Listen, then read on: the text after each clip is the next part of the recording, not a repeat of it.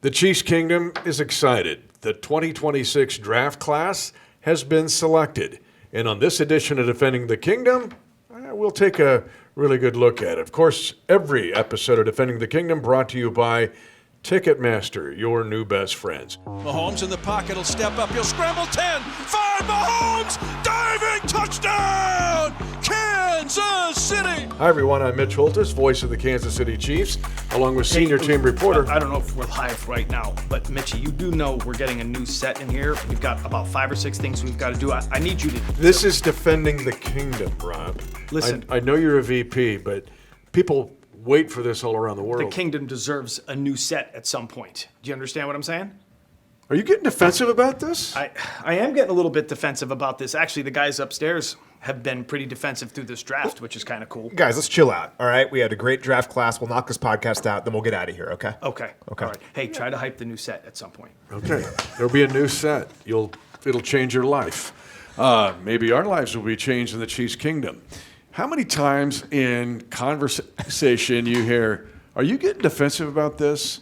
Maybe between our spouses. Yeah. That's probably never happened, though, with Ellie, has it? She's never said, Matt, are you getting defensive about this? Never. No, not once. Okay. Yeah. I think it's just happened, actually, this morning with my beautiful wife. But anyway, a play on words. It's a phrase used all the time, maybe around the world. I don't know how it translates into other languages, but... we're getting defensive about it here with the Chiefs being skewed defensively with the first 4 picks of the 2026 draft. And it's a draft class that we're very excited about. But some defensive emphasis with these first picks. We have to acknowledge that bit that we just did, right? Mitch texted me late last night saying, hey, what do you think about this? That was Rob Alberino. So Rob is in charge of all of our production here at the Chiefs, all of our content. So all the amazing stuff that we've been putting out over the years. He's actually a vice president of content. Yeah, so, Rob is the captain of the ship. He's the absolute best boss I've ever had. He's the man. Awesome. We had to feature him on today. And we are getting a new studio. This is the last time we'll ever be in the studio as it's currently constructed. Kind of crazy. Constructed in 1926, and so this is it.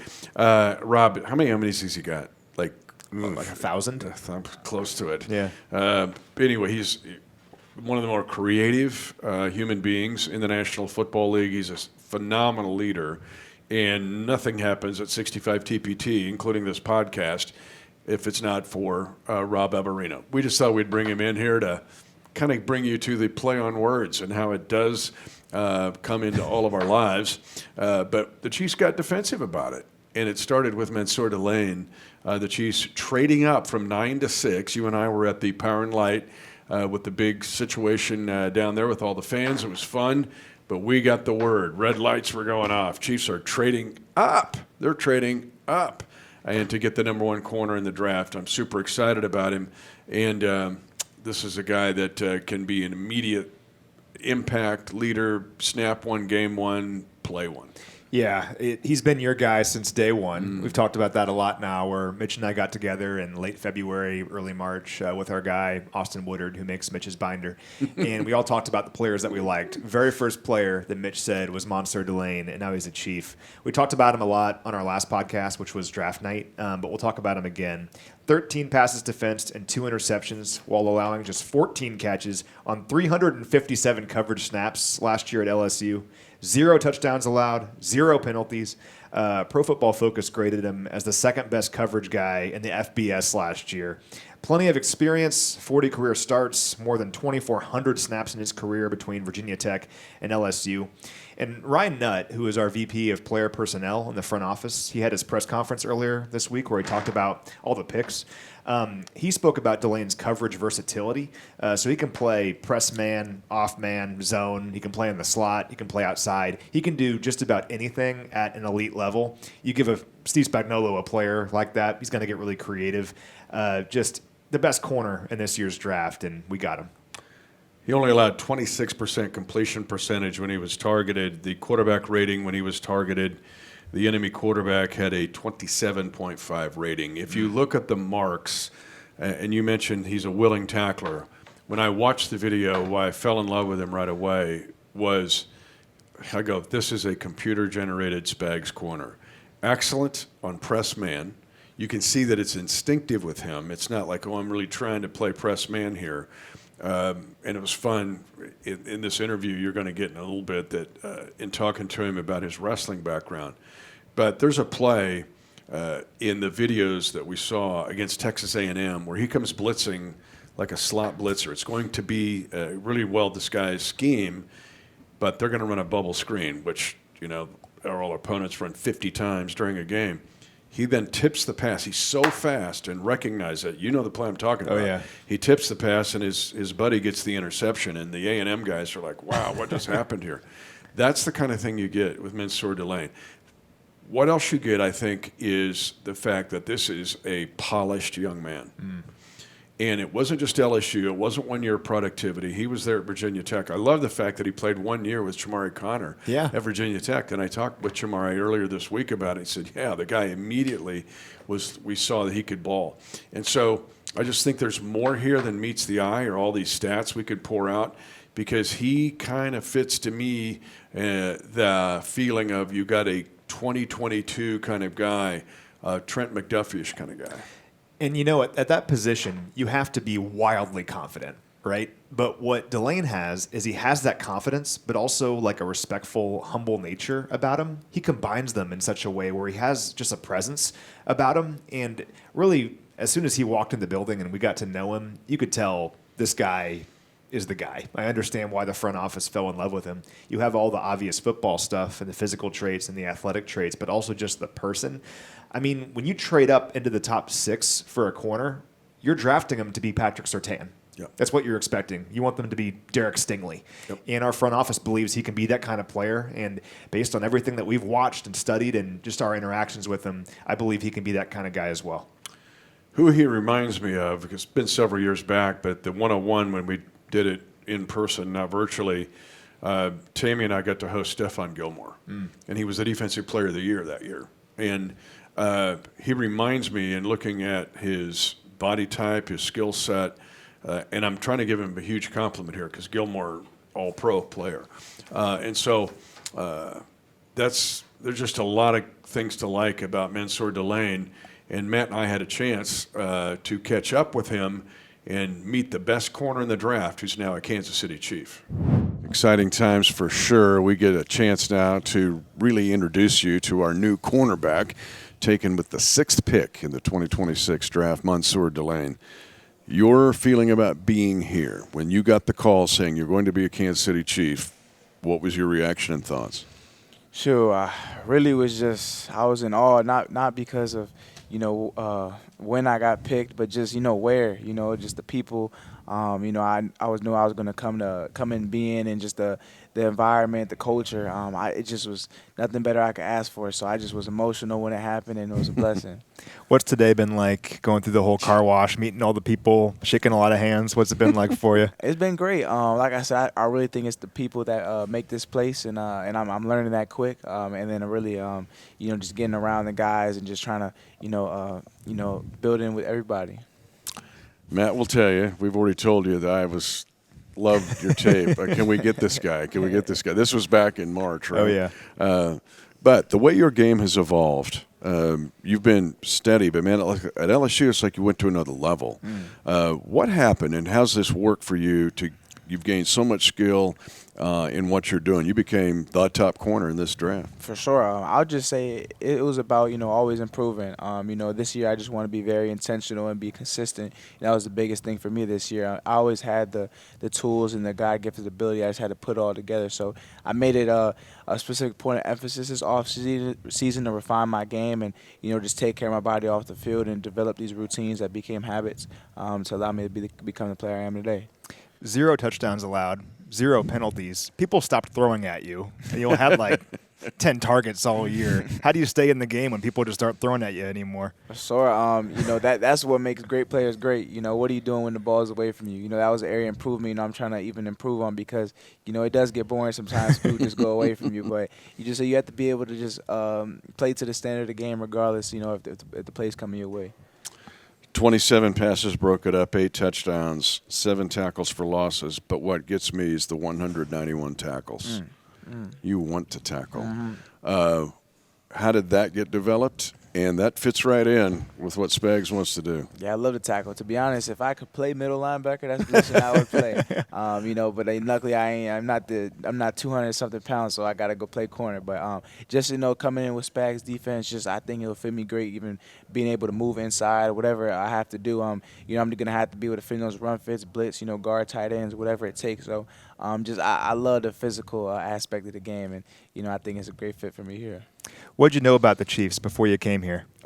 Y'all win. I know exactly. You have the offense that speaks for itself, and then just Spags defense. The mastermind. So I just think it was a great fit, and obviously the fan base. Oh yeah. How passionate everyone is. I know all about it. You just walk by a trophy case with 4 Lombardis, and then you walk by Emmett Thomas, who's in the Pro Football Hall of Fame, who played your position. What does that mean to you when you immediately just walk into that? It's a reality. It's not just something that's talked about and something that's far fetched. Something that's very realistic. That we just keep putting our heads down and doing what we have to do. Not doing too much, but just be the player that you are supposed to be. And then we'll bring many more of those trophies. That's the plan. You have a chance to go over to the stadium yet? I haven't. They said construction or something. There's the World Cup is coming. Cup's Yeah. Oh, yeah. Well, hopefully you get over there soon. I'm sure you've watched some Chiefs games on TV, though. How excited are you to get in that stadium to feel that crowd? You've played some big games at LSU, but some big games here too. No, for sure. I just think that crowd brings that energy, and then I think a lot of people fear that energy. So we look to use that to our advantage, especially we're on the defense side of the ball. So get those offenses rattled, and I'm looking forward to it. You're going to love it. Mansoor, another thing that jumped off the tape was how good you are at man press. Did you wrestle in high school? I did wrestle. How much did that help you with man-to-man defense on the edge? You got to stay attached to that hip. That was something we kind of did all in wrestling. Just being able to do different type of angles and whatever it took to get the job done. That's kind of a little similar to man coverage. You just have to do whatever it takes to win your one-on-one matchup. Spags loves to blitz his corners too, right? You like blitzing? I love blitzing. Like I said, if I could play linebacker, I would. So just even playing in Coach Baker's defense, he loved blitzing the corners as well. So we just played a lot of multiple defenses and different scheme versatile. So I think it's very similar to this defense. It is awesome to have you here. Yes, I'm glad to be here. What's the first thing? I mean, you're thinking when you start, we go to rookie minicamp. What's the first thing you want to do? Sure. I gotta wait till everybody gets back healthy, but I think I want to pick off Pat. That's my first goal. I just want to set the tone. I don't, like I said, I respect everybody, but I want to make my mark quick too. So I just, I like to take the head off the big dog first. So, Get some bragging rights. Yeah. So I look forward to that. And that tells you all you need to know about your new cornerback in the Chiefs' kingdom, Mansoor Delane. So, again, very excited to have Mansoor Delane in this building and to see what he can do. And again, a guy that can be a future leader for this defense for years to come. Yeah, I mean, we're really kind of remaking our secondary right now, and we're excited about the guys that were already here. Really excited about Noel Williams. I think Christian Fulton showed us some things at the end of last year. But you want to keep throwing numbers at this thing, and adding Mansoor Delane is a great place to start. And I think it helps everybody else here. When you look at a Jaden Hicks and you look at a Chamari Connor, we mentioned him, Christian Roland Wallace, to get players where you elevate it. We got another one coming here that we're going to talk about. But it helps kind of everybody, raises the water level of that entire DB room, which has been transformed a little bit here. And so fun to watch it. Now, we also know that defense has to work at all 3 levels. And that's where the Chiefs went with 29, staying in the first round, and a second first-round pick that went to Peter Woods. If it was the 25 draft and you were looking at interior defensive linemen, Peter Woods would probably have been a top 10 pick. Yeah, so actually, if you look back at this year's draft, and we already see it now, there's the way too early mock drafts and big boards and all that. Well, if you rewind the clock to only August, so before the college football season began, numerous people, whether it be CBS Sports or Mike Renner at CBS Sports or Jordan Reed at ESPN, they had Peter Woods as their number 1 player in this year's class. Now, it was kind of a weird season for Clemson. Clemson had a lot of really good players on their team, and collectively they just did not have a great year. But Peter Woods, in a vacuum, you look at some of his tape, like he flashed, and you could see why he was talked about as a potential like #1 overall pick. He's incredibly athletic and versatile for his size and position, so he can play all over the defensive line. You can put him over the nose, you can play him out on the edge, which he played actually on the edge a lot in 2024 and didn't look out of place. Great first step quickness, extremely explosive. Explosive is the word we're going to use a lot today because this whole class is explosive, but Peter Woods certainly is. He recorded a 1.67 10-yard split at his pro day. That indicates like an elite explosive athlete, especially for his size. So again, I mean, think about this defensive tackle room had to get better. We talked about that over the last several months. Like that's one of the areas I think we were deficient last year. Chris Jones is a future Hall of Famer, but what else do we have around him? Well, Omar Norman Lott was off to a great start before he got hurt. We're going to have him back, so that's 2 guys. You had Kairos Tonga, who we're fired up about, and now Peter Woods. That's a pretty good group now. That's a deep group, an athletic group, and a versatile group that I'm pretty excited about. Speaking about a room being transformed, no room has been transformed from the end of last season till now, and we're saying at the end of April, then the defensive line room. Yeah. And so the guys that you just mentioned, a great rotation, but you want those guys also to have different skill sets based on you don't want replication in there. So Peter Woods, and I mentioned this earlier in evaluating him, with the defense that Spags runs, and there are one-gap penetrators to get up the field. That is Peter Woods. He can be a one-gap penetrator. And as Coach Reed said in his news conference about Peter, that's the fastest way to get to the quarterback to disrupt these quick passing games. But Peter's also a willing two-gap defender. And if he's called upon to do that, and you could see this on his tape, that he will do that if asked. And there's times a guy like this it's not just the best to get up the field as fast as you can because the offense will use that against you. The other thing that's very apparent on the video when you review Peter Woods at Clemson was the twists and stunts, the games they call it. It's TT or TE stunts. We watch it all the time in the NFL and watch in a camp and watch the players work on it. And some guys have to really kind of work at it and grind it. It's like picking basketball. It's like defending a screen or setting a screen. Peter Woods is a natural at this. Whether he's the screen setter, he's the pick guy to allow somebody to go free, which isn't a lot of fun because the guy going free will get the sack. Yeah. Or to be the guy that's going to be freed up. And you mentioned explosiveness. There's just an instinct with him about it that gets real exciting to see what he can do with a Chris Jones inside, or maybe you move Chris outside to use that wingspan there. This does just allow Chris some freedom. And it gets back to the athleticism. The players that are able to succeed on those games are players that are athletic and can move laterally. They can move backwards with ease. A lot of defensive tackles aren't the most athletic people. Well, Peter Woods is. He's a super athlete, especially for his size. And he even played some offense at Clemson, which I think Coach Reed could have a lot of fun with. I think it was like 14 or 15 offensive snaps at Clemson, and he scored 2 touchdowns, usually in there as like a fullback or a running back. But I'm just thinking about Dontari Poe again, now with Peter Woods. Hungry Pig is passing. Remember those days? It kind of reminds me of a Colin Saunders, too. Yeah, sure. Remember how great athlete Colin Saunders was, who had one of the sneakier plays in Super Bowl 57 in a sack against the Eagles that he got credited for when the Chiefs needed to stop, and people forget that play that led to a Chiefs victory in that win over the Eagles.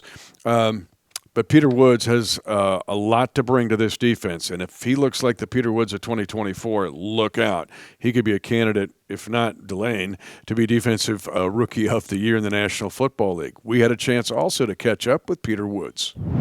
Of all, you look at the Chiefs' history of the great inside defenders, Pro Football Hall of Famers, Buck Buchanan, Curly Culp, and others. Might have the next one here with Peter Woods, our Chiefs' first-round pick and the 29th pick from Clemson. Awesome to have you in the kingdom. What was the reaction when you got the call?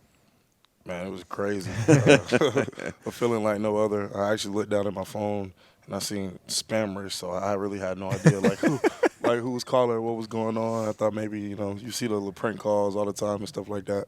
And then obviously I answered, and they just passed the phone down all the way from from the GM all the way down to Coach Cullen, and just telling me how excited they were. Of course, I had all my family, all my loved ones around me, and they were super excited. So it was just a great moment. It was a great moment. Yeah. Well, we're super excited that you're here. What do you know about the Chiefs? What do you know about Chiefs Kingdom? Y'all do a lot of winning. I do a lot of winning out here, and something that I'm very used to. So I feel like in that regard, I'll fit right in. Your tape is awesome, and to see what you do. But I want to ask you about, because people talk about a one-gap player or two-gap player. You seem to do it all. Yeah. What about how you've developed your game and whether you're asked to be one-gap, get up the field, or play two-gap? Yeah, I feel like I can do both at a very elite level. I think that, I'm a defensive lineman. I can play the 1 through the 5 technique, and I can play 1 or 2 gaps. I think at the end of the day, it's just kicking a man tail, and you can work at half a man, you know what I'm saying? And if you beating up on a guy, it don't matter if you're playing 1 or 2 gaps, in my opinion. So, just going out there and just having the mindset of just knowing that I can do everything at an elite level. So you said something really cool in your press conference. You said that if we asked you to list all the things you had to get better at, it'd be the things that we think you're great at. Yeah. Where's that attitude come from? Just always trying to be a guy on the rise. Always just trying to find different things to get better. When I feel like I don't have anything to get better at, I probably won't be playing the game anymore. You know what I'm saying? Sure. And so I'm just always trying to be on the rise and try to find a way to elevate my game. I think Coach Cullen will like that. Yeah. Yeah. But to play next to Chris Jones, a guy who's probably head of the Pro Football Hall of Fame too. Yep. What do you anticipate about that? I think it's gonna be fun. I think it's gonna be fun, man. It's gonna be crazy. Definitely gonna learn a lot. But definitely, I'm gonna bring something to the table that's gonna allow him to free up, and I can imagine it's gonna happen the same way for me. And then a lot of other great guys in that room as well. Norman Lott, just signed Tonga. Some guys that that I've been talking about with the coach and stuff that are going to bring a lot of value to that room. So I'm just super excited to just be a part of the fold. Did you grow up watching Chris Jones at all and kind of mirroring your game after him at all? 100%. I think that we were kind of like different players, but if you look at it, in our tapes and our differences, I feel like we're very complimentary of each other. The different things that we can do. Now, where it gets fun is Clemson used you at the goal line, a little offensive football. Yeah, now, there's some history here. Dontari Poe with Coach. Thought, well, let's get creative here. What about those chances that Clemson gave you and even 2 touchdowns? Yeah. Man, I'm grateful for him, man. I was just joking with Coach Reed earlier about the possibility of that happening here. I had to stick my little joke in and see what happens with it. But, hey, athletes make plays on both sides of the ball. So that's what I did. Love it. So the Clemson crowd gets pretty into it, one of the louder stadiums in college football. We have the same thing here in Kansas City. How excited are you to get out there in front of the fans? Yeah, I've heard that Kansas City has some of the best fans in the whole entire world, in the whole history of the sport. So, I'm just super excited to be able to interact with them and allow them to get to know me. So, in the NFL, your draft class becomes like a subset group of brothers. Yeah. To be in the first round with Mansoor Delane, what does that mean to you of what kind of walking in the door of the NFL with him? Yeah, as soon as we got up to playing today, man, we immediately hit it off, man. It's been special. We had conversations together like, hey, we work hand in hand. You a DB, I'm a defensive lineman. I'm going to get you interceptions, you're going to give me sacks. You know what I'm saying? And we're, Pro Bowls, all pros, that's what we're looking to help each other accomplish. So, I'm super grateful that, he's here, because he made me look good. You know what I'm saying? And, I'm excited. Now, both of you guys are going to have a chance to play for Steve Spagnuolo. We think Spags is the best defensive coordinator in NFL history. He has 4 rings to prove that. What have your conversations been like with Spags so far?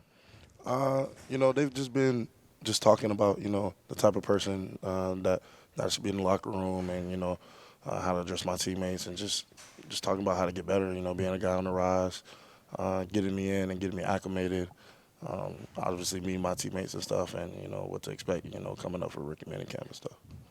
Peter, how'd you get 11 as a defensive lineman? What's that story? It just looked good. it looked good. But no, 11 to me, it means 1 of 1. It's just just means uniqueness. It's something I've kind of had since the beginning of high school. And so it's just a number that really does mean a lot to me. This has been like a whirlwind for you. Have you had a chance to sleep at all the last 24 hours? Nah, actually, I slept pretty good last night. Okay. I slept pretty good last night. Got up and got on my flight. But as far as it being a whirlwind, yeah, it's been a whirlwind. But I'm starting to settle in now. You know what I'm saying? I'm home now. Feel at home? Good. Yeah, exactly. So that's what we're doing with it. When you walk these hallways, you walk by 4 Lombardi trophies. Yeah. What about putting up a 5th? Oh, that was my immediate thought when I got picked. I was like, we about to go win a Super Bowl. You know what I'm saying? Why not?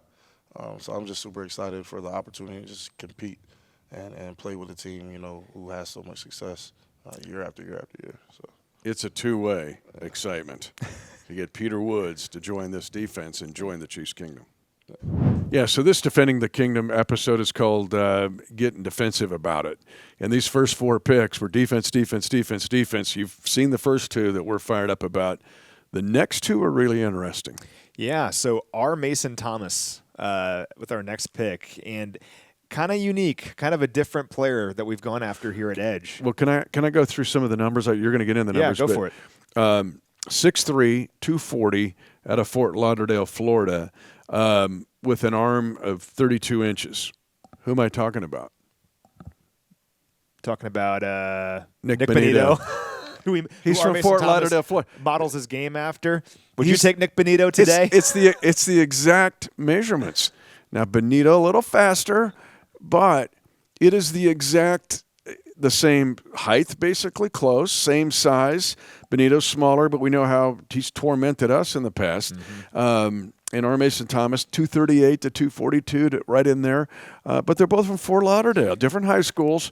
But this is a Nick Bonito clone. So in his presser on Zoom after he got drafted, he was asked who he models his game after, and he said Nick Bonito. And I'm like, sign me up for that. If we can get 3/4 of Nick Bonito, I'll be thrilled. But, you know, his whole weight situation is a little bit different than what we've had before. And we've seen a lot of players like Nick Bonito kind of take over the league.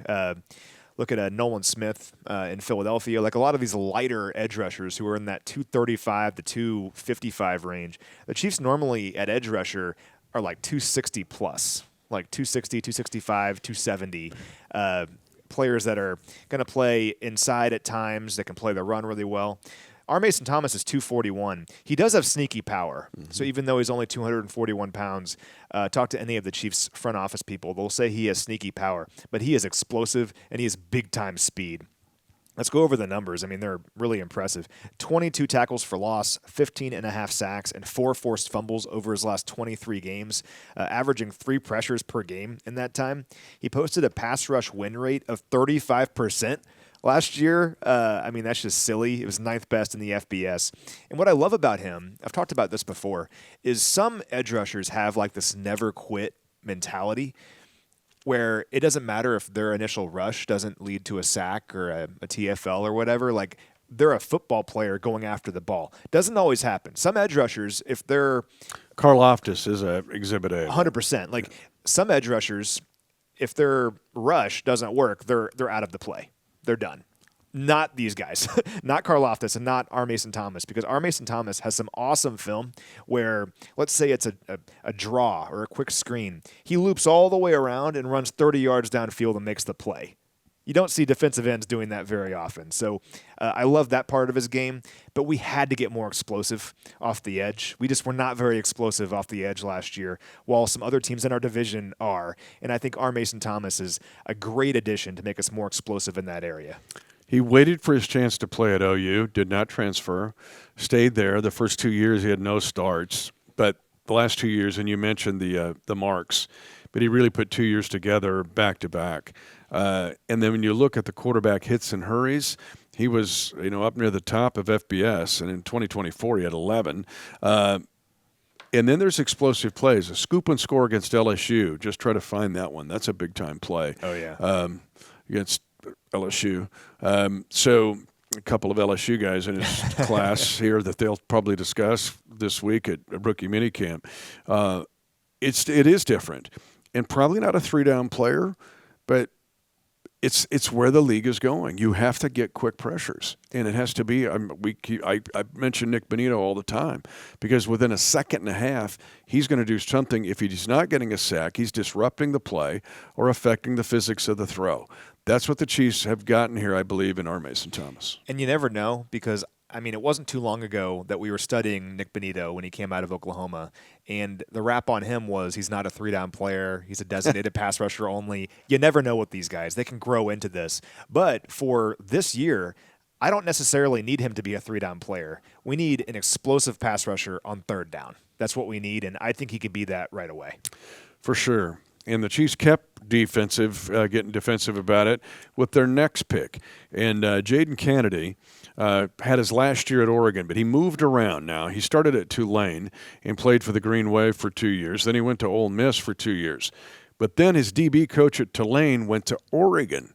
And so he followed his DB coach and went to the Ducks. Really interesting story. People would say, well, he's a smaller kind of guy. This dude is fearless when you watch him. This guy is fearless. And when he'll make his mark as well. Willing tackler, which you have to be in Spags' system. 154 total tackles in his 3 different schools that he played at. But then you look at the passes broken up, especially in his last year at Ole Miss when he had 12 passes broken up there. Thought to be a slot, nickelback. Not necessarily on tape do you see a lot of press coverage. You see some slot off coverage or even shifting to safety, but he's got some ball hawk in him. And the fact that, again, the fearless nature and some instinctive traits here of recognizing plays. So why did he fall to the Chiefs at this spot? The fact that, he maybe looks like an R. Mason Thomas, a situational kind of player, but a potentially really good player nonetheless. Yeah, versatile. As you mentioned, can play either safety spot, can play slot corner. I think slot corner is probably where he fits in the most here. We're creating a lot of competition at slot corner with Kader Kohu and now with Kennedy. And I like that. I think it's a good thing because if you look at opposing offenses, the best receiver often is now in the slot. It's different than maybe it used to be. And as we kind of remake our defensive back room, we've got to have more competition at the slot corner position because I think in the past it might have been like an afterthought, like 10 years ago, like a slot corner. Well, now it's one of the most important players on the field. So creating that competition is a good thing. Some fun numbers with him. So he allowed just 17 catches for 104 yards on 344 coverage snaps last year. Those 104 yards were the fewest allowed by any qualified draft-eligible corner. The fewest of anyone in this draft. So how about that? He also allowed just 5 first downs in coverage all season, the fewest among Power 4 corners. You know who was second on that list with just 7 allowed? Probably Delane, I'm guessing. Mansoor Delane. So we got Delane, we got Kennedy. Pretty good. Matt, Kennedy did not allow a completion of more than 10 yards or 11 yards all year. Wow. Not one. And we talk about, competition at slot corner. Well, think about this. How many 4 wide situations do we see? Chiefs go dime. That means you have double slot corner. Or sometimes, depending on the formation, you get 5 wide, you got 3 slot corners.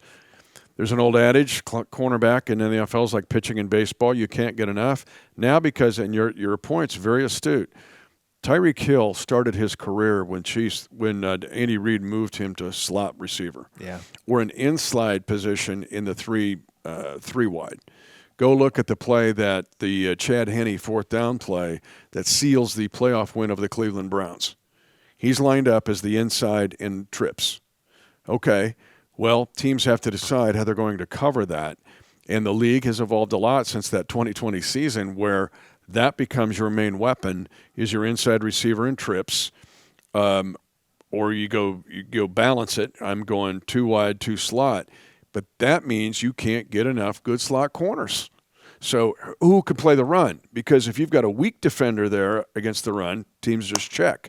It's a cleaned-out box, and against 6 DBs, and I just hand the ball off to some power running back like a Kenneth Walker, and now all of a sudden you got a problem. So your slot corners have got to have – it's why Trent McDuffie was so good in the slot corner. The fact that they've got to be run defenders, which these guys are. Kennedy is. He'll take it on. He's just not a press guy. I haven't seen him play a lot of press, but that's okay because I think what the Chiefs are going to ask him to do and compete against others, which is a really good point you made, he's got those traits coming in. Yeah, I just think we need young talent at that position right now. And I think we've done a great job, whether it be through free agency or this draft, of infusing a bunch of young talent.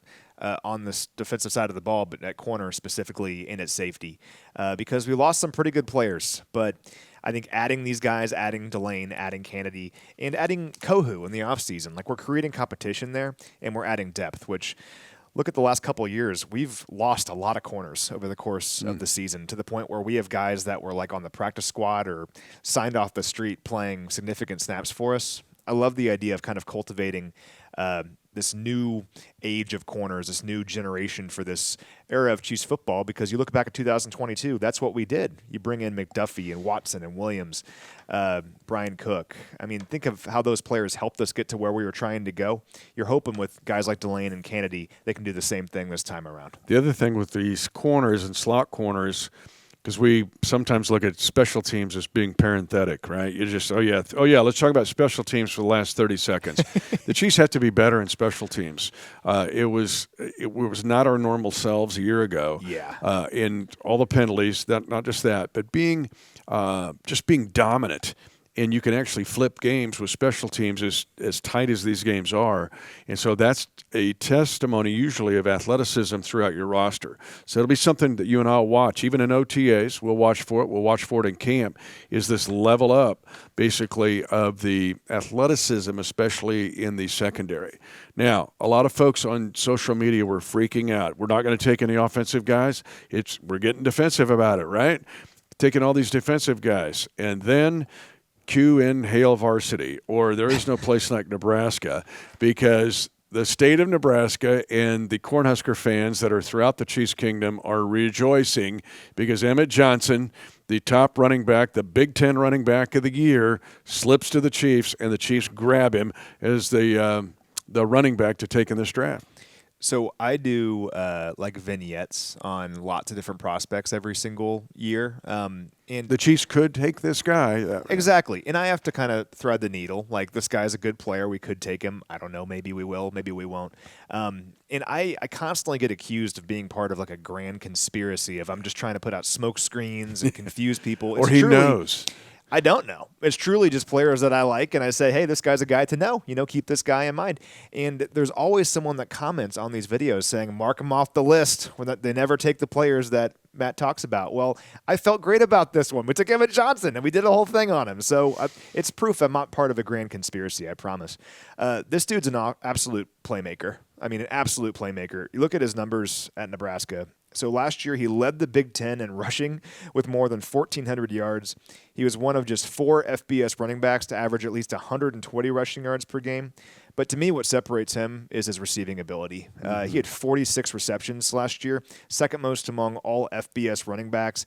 He was the only player in the FBS to average more than 150 scrimmage yards per game. Just one drop, one fumble all season, so he's sure-handed.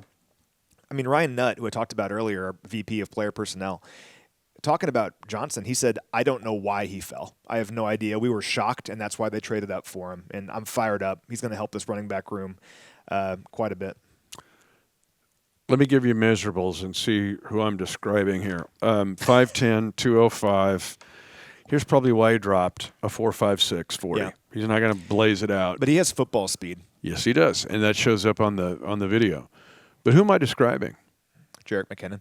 Amir Abdullah. Amir Abdullah, yeah. Who played in Nebraska because the all-purpose yards of 2,460 by Emmett Johnson was the most at Nebraska since Amir Abdullah. Wow. Who's still in the league. This guy, Amir Abdullah's played over 10 years in the league. And guess what? Oh, he's got a 4.56. Abdullah's been a kick returner.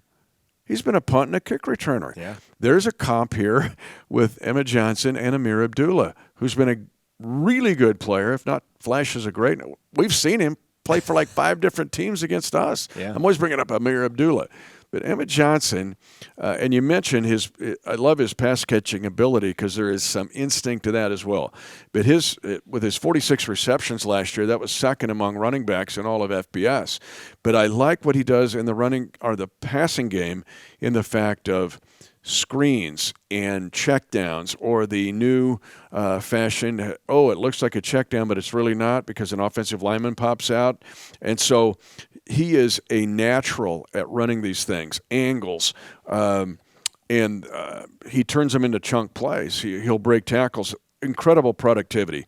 2,000, nearly 2,000 all-purpose yards last year, and you mentioned it, going down the line, just crazy consistent with it. So can he be a third down back, or how does that fit in with an Amari DiMercato who looks like a third down back and has proven he can be a really good one when he was with Arizona? Or does he become that middle guy between Ken Walker and a Amari DiMercato or Brashard Smith and become, can I get second down and 2?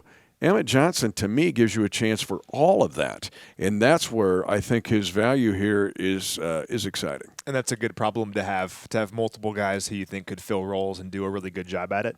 His vision stands out to me. Yeah, very good. Particularly in the passing game, like on screens, his ability to read blocks is next level, I think. There's times in his video where he should have gone down after maybe a 10-yard gain, and he finds a way to break free for like a 50-yard gain. He's going to make some plays for us. The overhaul of this running back room is just really exciting, where just like defensive tackle, that's an area clearly we had to get better. We just weren't explosive with the running game last year. And, I mean, Brett, I think, has done just a wonderful job of you go out there and you get the Super Bowl MVP in Ken Walker. That's your bell cow. Then you get Amari DiMercato, a player that with limited opportunities was explosive, like a walking big play. Then Emmett Johnson being in this mix as well, and Brashard Smith, who we're still excited about. That's an explosive, electric, exciting room. And can't wait to get to St. Joe and see these guys in action. It also allows you the ability to make Brashard Smith into a quasi-slot receiver, which is what he was at Miami of Florida, because we look at him as a running back. He only played 1 year running back at SMU.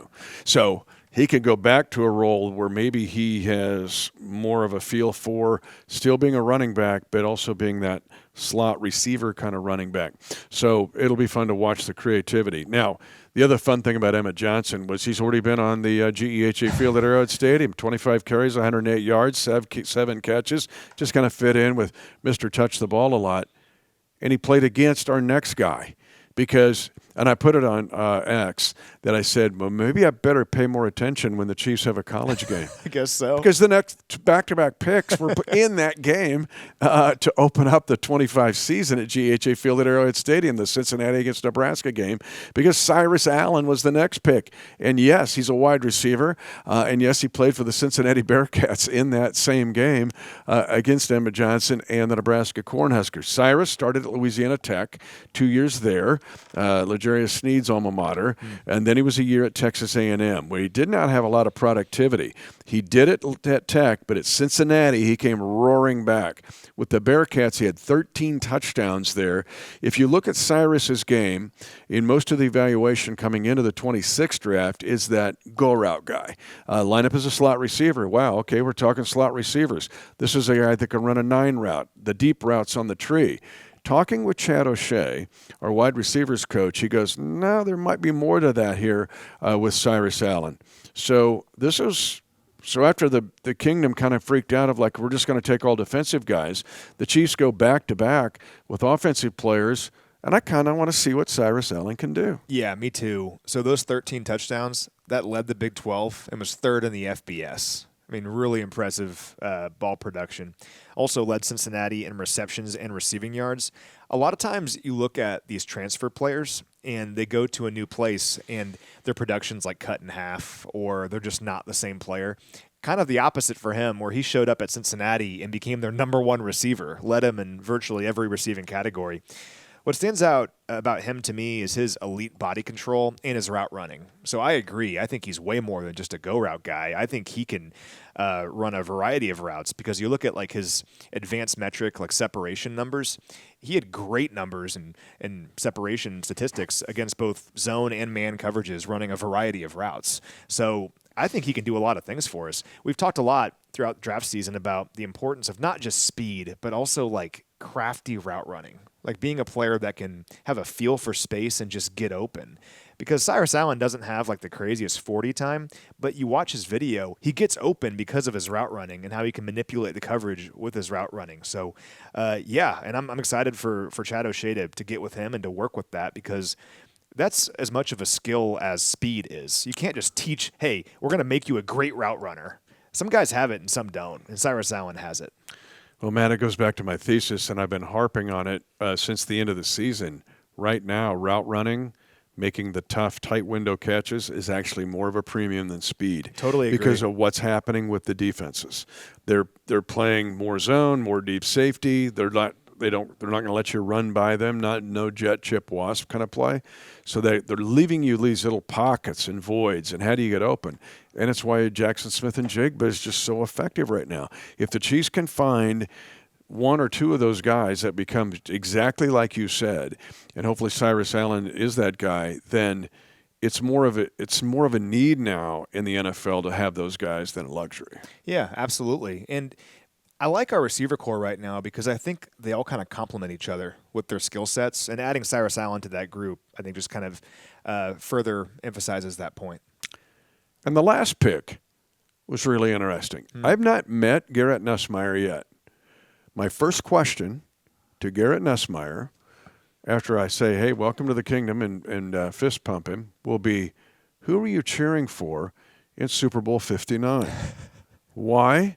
His dad, and I've been around a long time now, it's my 33rd year in the league, his dad, Doug, was the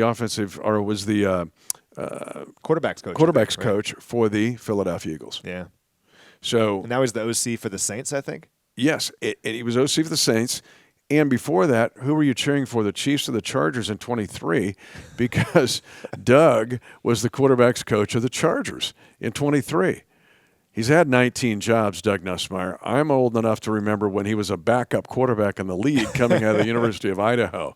Garrett Nussmeier, who moved 12 times in his life, because you're just following Dad here from spot to spot and around the world, has grown up with football as much as oatmeal. And there are times when you see it in his game. Last year at LSU, injuries were tough. LSU had a year very similar to Clemson. Yeah. Some good players coming out of there, but it was not a good year for LSU. And not necessarily it was just something just kind of went awry with those guys. And with the schedule that both Clemson and LSU plays, particularly LSU, when it goes awry a little, it can go awry a lot. But this is a guy that maybe we'll win a preseason game. Maybe. That'd be nice, Maybe wouldn't it? maybe Garrett Nussmeier throws for 150 yards in the fourth quarter, and we win a preseason game, which it's been 3 years since we've won one. But what was your call after the playoff win over the Texans back in 2015? Like, the Chiefs have crossed the river. Well, the big red coach with the big red mustache, for the first time in 21 seasons, the big red coach with the big red mustache has led the Chiefs to the other side of the river. That could be the preseason call when Yes. we win a game. You know what? It's going to be that way. I'm going to do that. I think you I'm should. going to go off on it. And Nussmeier will make the play to win the game. Yes. And coming into the draft this year, in the 26th draft, there was a lot of opinions about Garrett, but a lot of them were good. And many thought that he was like that next kind of after Mendoza and Cy Simpson, then he might be the next guy.